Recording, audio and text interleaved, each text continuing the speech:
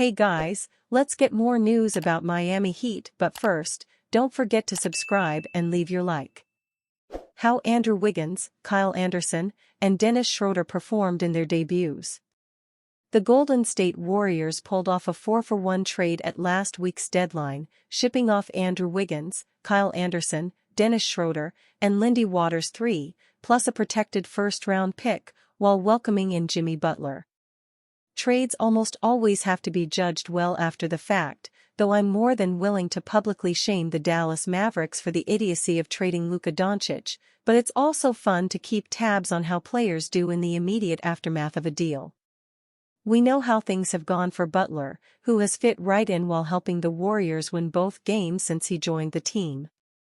But how have things gone for the other former Warriors in their debuts? Wiggins, the primary outgoing piece in the deal, made his Miami Heat debut on Monday. He started for the Heat in a 103-85 loss to the Boston Celtics, and played 30 minutes. He did a lot of the little things that endure a player to a fan base, finishing with 5 rebounds, a team-high 5 assists, a steal, and a block.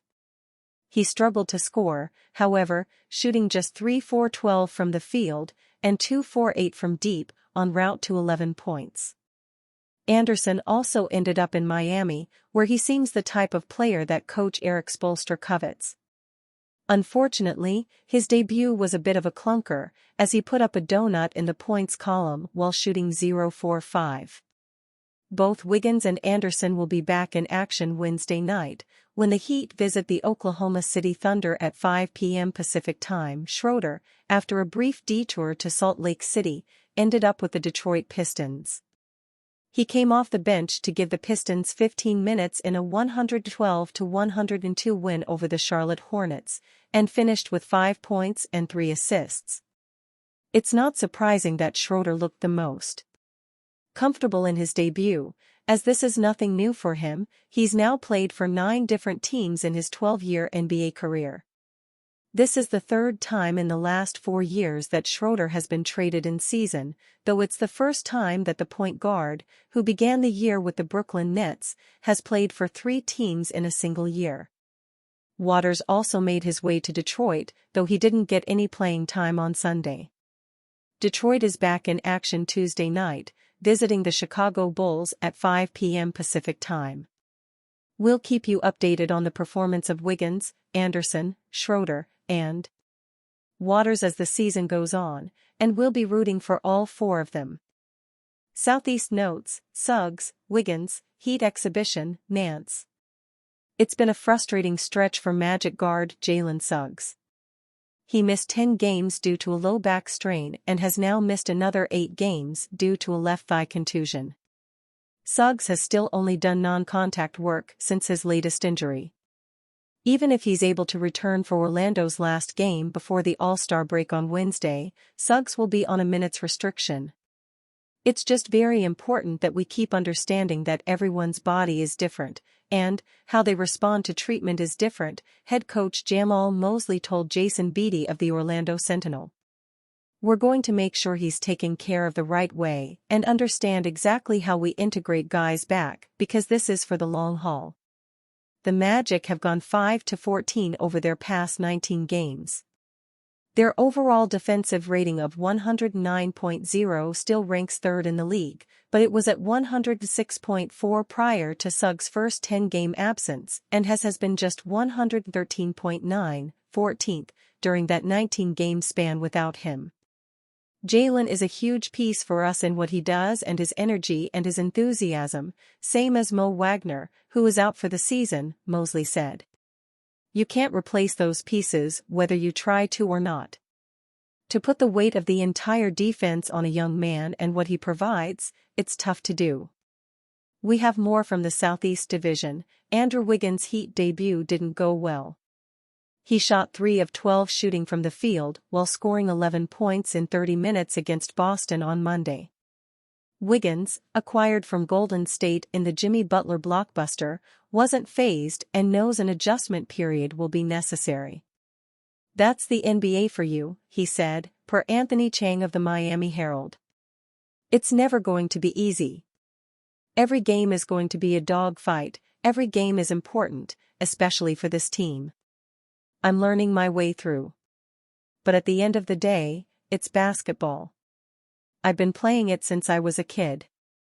So I think I'll be fine.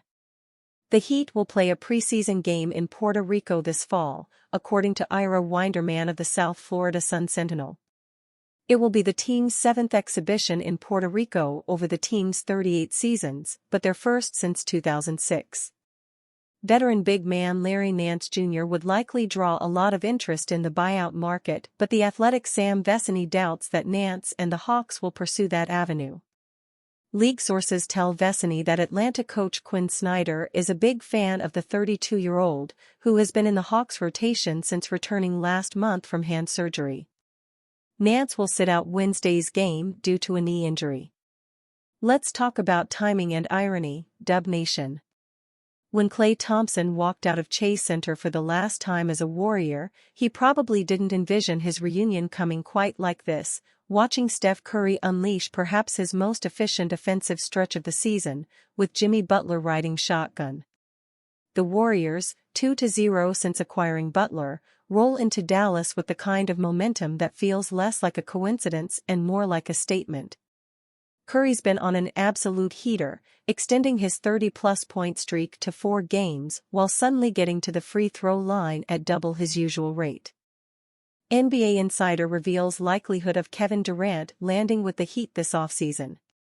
A reunion between the Golden State Warriors and Phoenix Suns superstar Kevin Durant seemed well within the realm of possibilities before the 14-time All-Star stepped in. He reportedly spoke out against the idea of reuniting with superstar Stephen Curry in Golden State.